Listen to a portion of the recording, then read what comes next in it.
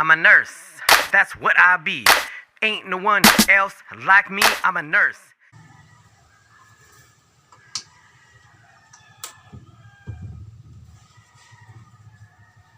Hi, I'm Mylene Abangan from BSN2 Block C.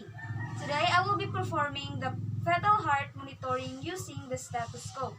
First, identify the correct patients, and then next, introduce yourself and state the purpose of the intervention. Hi, I'm Mylene. I am a student nurse and I will be your nurse for today. I will check for the rate 3 theme in the presence or absence of the accelerations and declarations of the fetal heartbeat. So next, expose part of the examine and keeping covers in the other parts.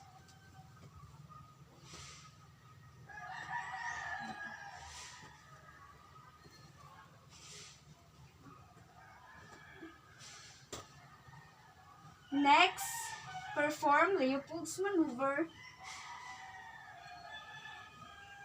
and then seconds maneuver umbilical grip.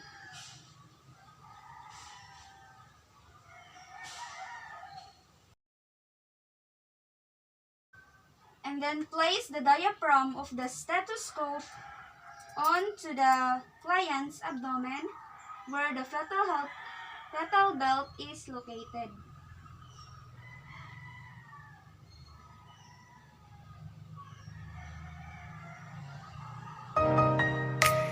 Then count the belt in 1 whole minute.